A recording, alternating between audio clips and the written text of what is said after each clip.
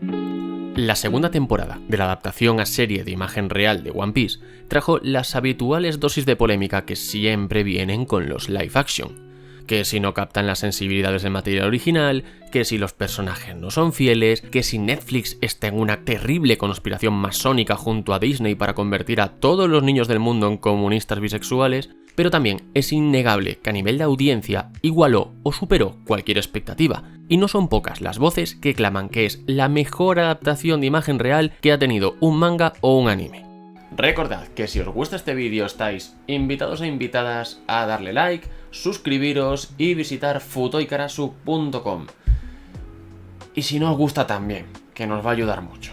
Es verdad que la sombra de Dragon Ball Evolution es bastante alargada. El manga y el anime tienen una serie de características estéticas y narrativas que pueden suponer todo un reto a la hora de transponer sus historias a una adaptación que cambie su soporte al cine o a las series de imagen real. Pero es igualmente cierto que desde hace años hemos tenido una buena cantidad de esfuerzos loables por llevar tanto a la gran como a la pequeña pantalla obras notables del medio. Desde la serie de películas de Lobo Solitario y su cachorro en los años 70, protagonizadas por Tomisaburo Wakayama, a quien veríamos por cierto poco antes de su fallecimiento en la mágica Black Rain de Ridley Scott junto a otro clásico como Ken Takakura, hasta las más recientes encarnaciones como una Alice in Borderlands que poco tiene que envidiar al original, o la fabulosa trilogía de Rurouni Kenshin que nos trajo Keiichi Otomo y que se acabaría alzando con galardones en eventos como el Festival Internacional de Cine de Fantasía de Montreal o los premios de la Academia Japonesa. Por cada Ghost in the Shell que se queda muy a medias y cada Death Note que no hace más que levantar polémicas, tenemos un número casi igual de cintas y series de alto valor. Hoy en Futoikarasu os recomendamos 7 live action que no os podéis perder.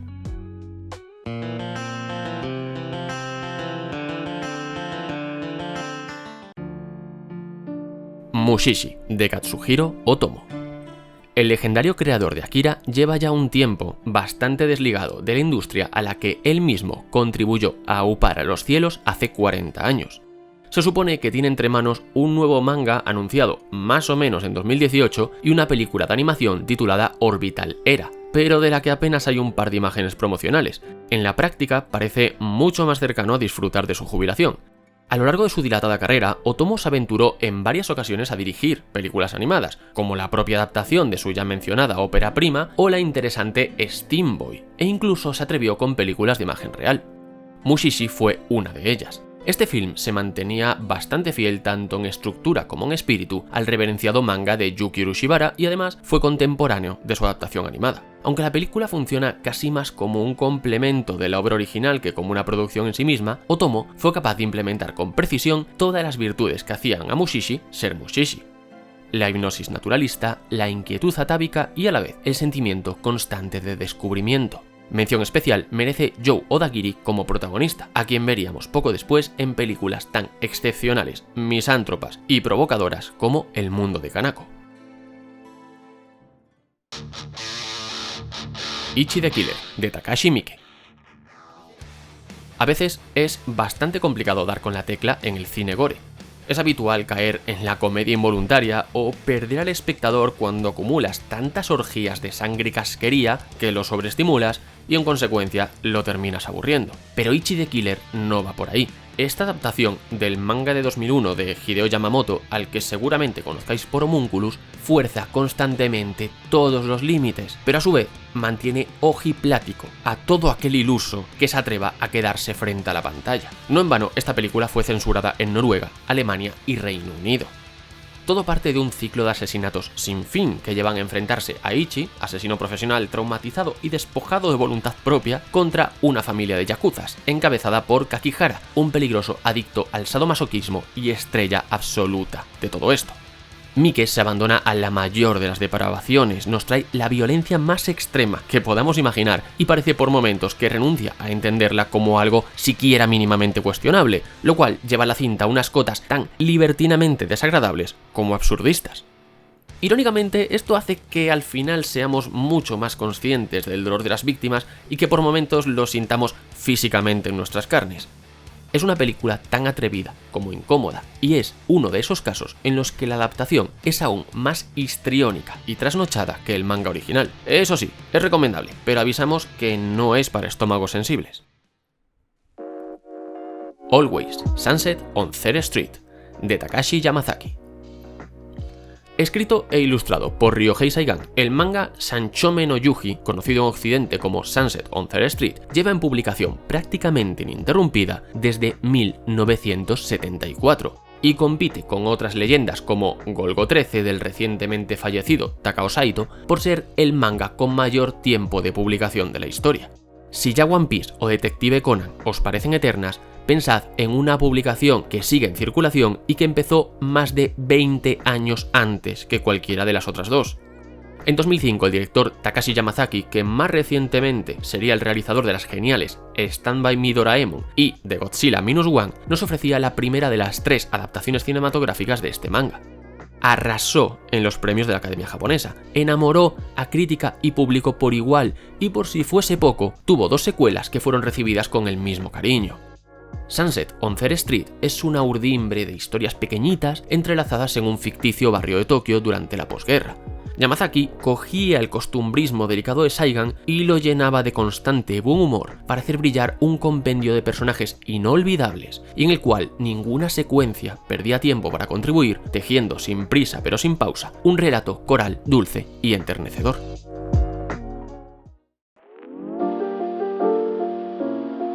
El memorándum de Kyoko Okitagami, de Toya Sato, Yoshinori Shigeyama y Naoko Komuro. Adaptar a Nishio Ishin siempre es un salto de fe.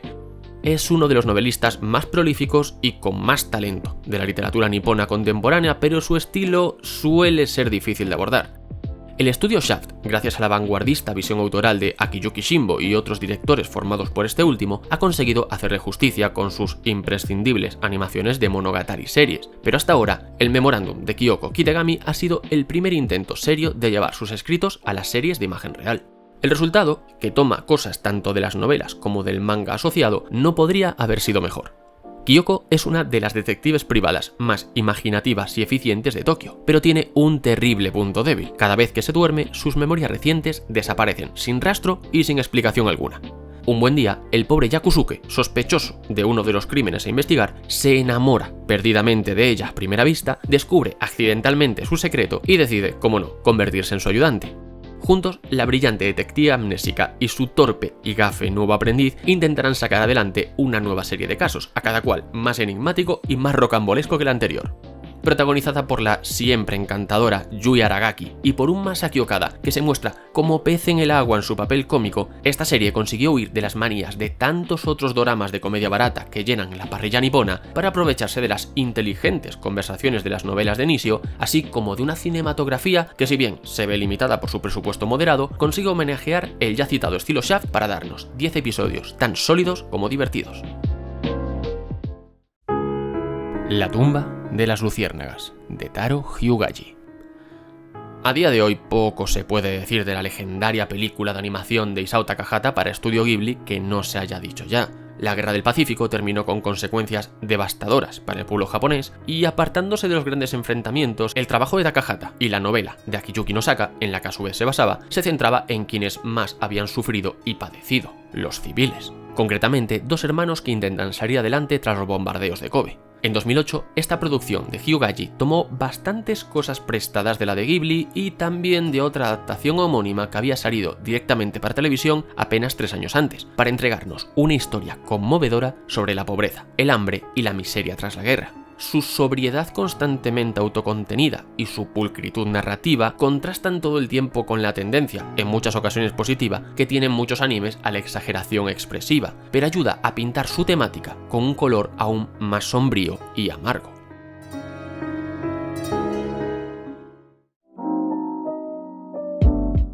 Himizu, de Sion Sono. En un mundo en el que tantas personas sueñan con huir de la anodina cotidianidad y poder sentirse orgullosos de conseguir una vida única y especial, Yuichi está sintomáticamente obsesionado con, precisamente, mantener la mayor de las normalidades. Quiere un trabajo normal, una familia normal y, en definitiva, una vida normal, lo más común, estándar y aburrida posible. Y nadie le va a apartar de su objetivo. Por desgracia, las cosas nunca ocurren como esperamos, y una serie de excepcionales sucesos y desgracias sacudirán los planes de nuestro protagonista y su existencia misma. Sion Sono es un director muy particular, es casi tan provocador como Takashi Miike, del que hemos hablado antes, y es tan capaz de ofrecernos tanto una Prisioneros de Ghostland completamente absurda, junto a Nicolas Cage, como de arrasar ante la crítica especializada de medio mundo con la magistral y descarnada puñalada seglar de más de 4 horas que fue Exposición de Amor. También ha recibido acusaciones de presuntos comportamientos delictivos hacia un par de actrices, así que vamos a dejar su figura aquí y os invitamos a que si queréis ver sus películas recurráis a métodos alternativos. Himizu se encuentra en el segundo grupo de sus películas. Efectivamente tiene sus tendencias bizarras, pero está llena de sinfonías emocionales, de mensajes muy valientes sobre la vida y se constituye de manera muy sólida como un alegato vitalista sobre encontrar la luz al final del peor y más interminable de los túneles. Old Boy, de Park Chan-wook. Pero Old Boy no es una película japonesa, es coreana. Ya, pero este vídeo va de live actions sobre obras japonesas, no de live actions producidos íntegramente en Japón. La cosa es que conocéis Old Boy porque todo el mundo conoce Old Boy. Es la película más laureada de su director y de hecho fue premiada en algunos de los festivales de cine más prestigiosos del mundo, como Sitges o Cannes.